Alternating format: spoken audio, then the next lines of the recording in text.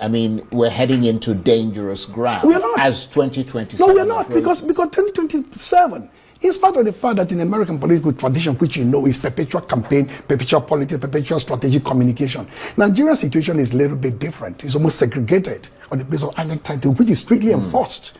What the parties are doing now is actually negotiating for positions and grounds, trying to feel their way in. The moment the game is set to explode, you find that these fragmented political formations we coalesce into one or two or three constituencies. The PDP will hold its convention between August and October ending. That is the time they have to do it on the basis of the existing NWC where it will lapse. You have November, December to fine-tune the infrastructure, the apparatus in which you have for the new ESCO to sit well and reactivate those structures across the country. You have 6 months, 2026, to prepare for the convention. Yeah, but you're assuming that things are going to go on a very smooth trajectory. The way they are working now, if you're close enough to the people leading this charge, the tenacity of purpose and heart, the chairman, as I said the last time, surprised me and is still surprising me, in spite of the fact that today he has been told to be more inclusive.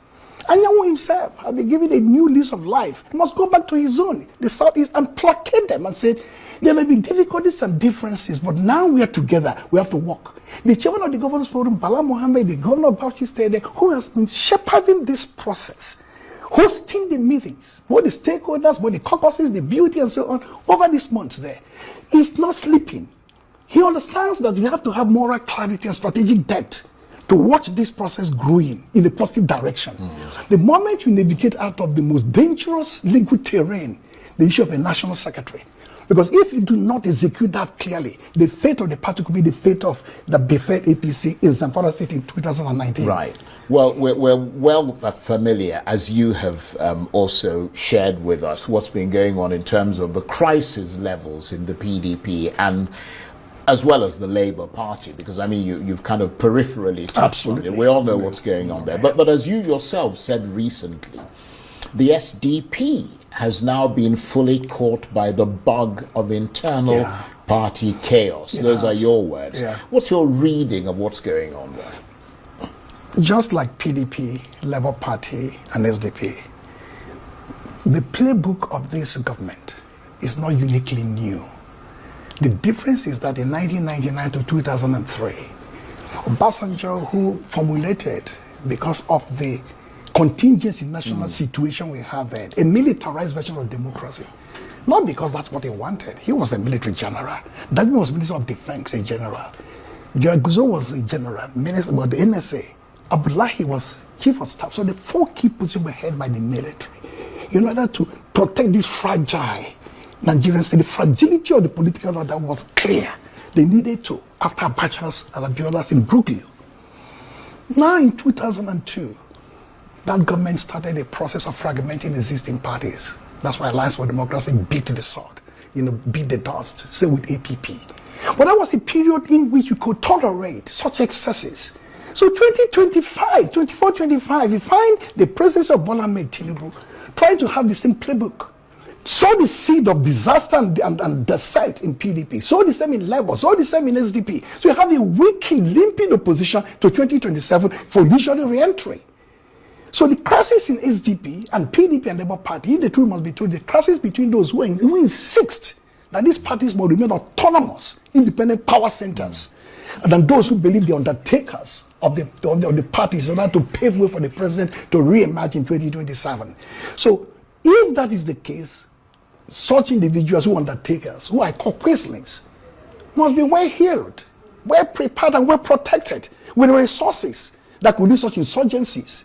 What does it take to have an insurgency? 3, 4, 5 people of NWC, of any party, meet together in some place, sack the chairman and the secretary or whoever there, proclaim themselves the new laws of the manor, so the crisis begins. If you have the resources to shepherd this kind of irredentist political movement, then nothing will stop you in the short run. But while the president, as you suggested, is focusing on, in your words, I mean, I'm paraphrasing you, destabilizing the opposition, the cracks that most people chose to ignore are now starting to widen in the APC, his own party, with the chairman of the party, you mentioned that earlier, Umar Ganduje, some would say forced out the issues around the vice president, the scramble for tickets for 2027. What sort of risks does this escalate? That's what you have is here is a Latin expression. I don't know whether I got it right. Amo habendi, Chris Kit habendo. The love of having grows with having. The love of power grows with having power. The love of eating up the political space grows with eating up the spaces already available. So the time comes, as you and I were conversing before this show, when you have a position for a governorship, for example, you have about 30 these people eyeing for that job. There'll be a lot of fragmentation there, of polarization, because they're going to fight themselves to stand still. And given the state of the nation today, and the issues around the governing method of the president and his policy trajectories. If one at the North, Erufai was here some time ago, he's rioting. So that riot in the North, which is a cumulative sense of dissonance to say we are not part of you anymore, is going to become increasingly more acute. So what do you have to do in that regard? You have to say the chairman may become a burden, a stumbling block to what we want to accomplish strategically speaking. And suddenly you find the Northeast zone endorsing the president without advice from his own zone, and a whole lot of noise and ruckus around that matter, and the party and the president speaking together that the vice presidential slot is up for grab by saying that the president will choose when you have a convention proclaiming him the candidate of the party. We borrowed this thing from the American system. This thing is conjoined presidency. You can't separate them. The VP is a habit away. That's why you get careful with who you choose to run with. Reagan and Senior Bush, Junior Bush and Dan Quayle, Clinton and Gore, for 8 years each. Because it's mandatory that you take your time to pick, make a pick. Suddenly you are publicly humiliating a sitting vice president 2 years, maybe 2 years into the tenure, because all of the grand strategic vision about how power could be secured in 2027. You can find the stresses going on in the South, the neutralization of pockets of opposition at the level of the elite. From Delta State, the campaign to Akwa Ibom, the governor and his bunch there. But the danger for the president and his team is that the elite may be the campaign. The PDP frustration in those states are intact. The people have disaligned from the campaign elite. So ultimately, as these other parties begin to find their bearing, overcome this destabilizing fracture situation they find themselves, and as APC begins to gradually implode somewhere down the line, bloated as this way with flatulence, and gluttony. I like that. And gluttony of power. Bloated with flatulence and gluttony. So you find I like the bit about flatulence. The party may become endangered far more than the PDP that is actually sniffling out today. It could, and maybe, but it maybe also could not. I mean, that's why I said there's that element of unpredictability. But meanwhile, there is some drama over the attempt to register a new party, the ADA, by the opposition coalition. Okay. What do you make of what's going on? Okay, now, one can say the more the merrier, some probably put the term.